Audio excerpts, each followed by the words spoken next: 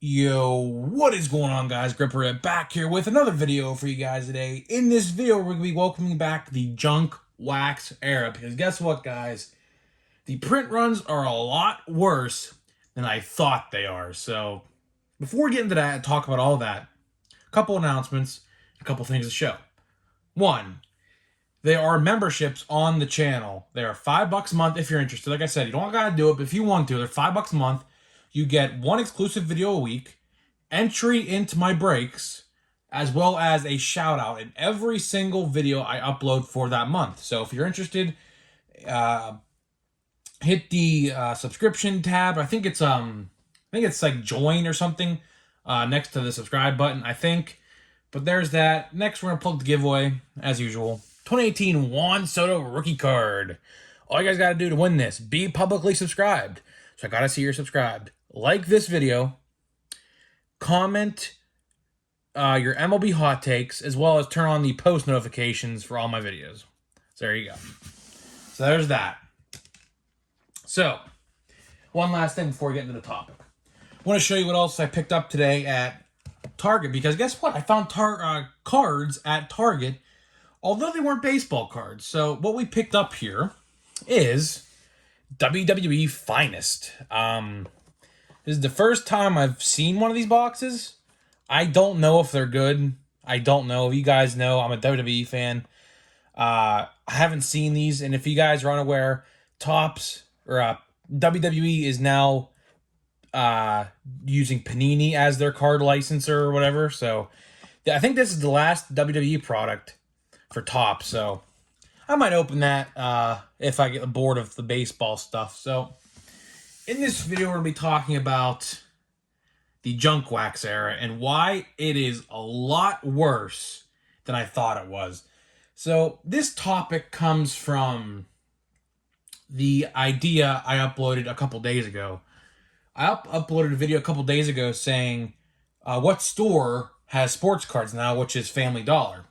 So I'm reading through the comment section, and I found out a lot more than I did. So for one, I had no idea that Wawa was selling sports cards now. I had no idea.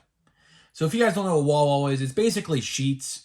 And if you don't know what Sheetz is, it's a gas station / like a made-to-order type of restaurant where you place an order and you get it, you know. So Wawa now has cards. So that intrigued me to stop into my Sheetz, because Wawa and Sheetz are practically the same thing. And to my chagrin, I see Series 1 galore at my Sheetz. Like, what we're talking about here is we're talking about retail boxes. So basically, just imagine this box of 2021 Bellman, except Series 1. That's what that was there. That's what was there. There's like 4 different boxes of them. So there's like, they're all open too. So like people could choose what packs I guess they wanted to get out of each box. Also, drugstores are now carrying sports cards. You know, I walked in to a place that used to sell sports cards in the past. They haven't for a very long time. And guess what? Walk in there today, what do you know? Series 1 and opening day galore. Talking about retail boxes yet again. So those $80 boxes if you were to buy a whole box. This is a lot worse than I thought it was.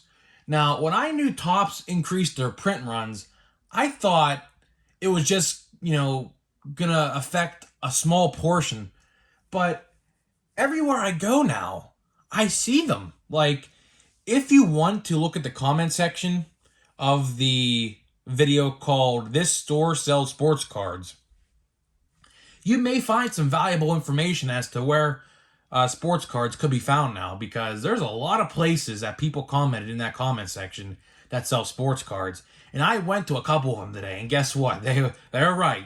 So if you guys are ever looking for sports cards and can't find them at your local Target or Walmart, which I mean honestly you're probably able to, but if you live in like somewhere like Miami or LA or New York City or something like that, and a lot of scalpers reside there, because I bet you there's quite a few. So look at that video and look at the comment section, and maybe you can get lucky at like a gas station or a Walgreens or anywhere else like that. So I'm going to talk about why I think this happened. Why I really think this happened, and it's not to blame Topps. I'm not really going to blame Topps for this, but in reality, we have to blame scalpers for this. Scalpers are 110% to blame on the print running increase of 2022 Topps products. So what happens is it usually takes about a year for companies to speed up with their demand, right? And what happened was Topps saw in early 2020 or late 2020 that their products were getting wiped off the shelf. So what Topps did was they said, okay, we might not be able to increase the print run for 2021 by a drastic margin, but let's increase a little bit and see what happens. And guess what? Still getting wiped off the shelf within hours of restock. So what Topps did then was they said, okay, we see our products are being wiped off the shelf by mass numbers.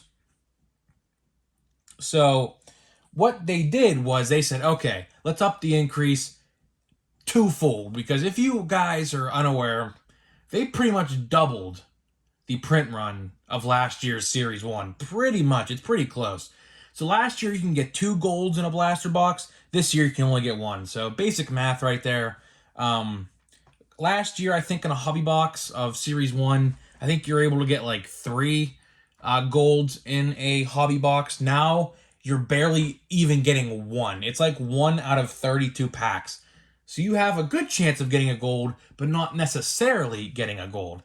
So who do I blame for this? The scalpers. Because the scalpers, like I said, Topps saw this and they put a notion in to increase the print run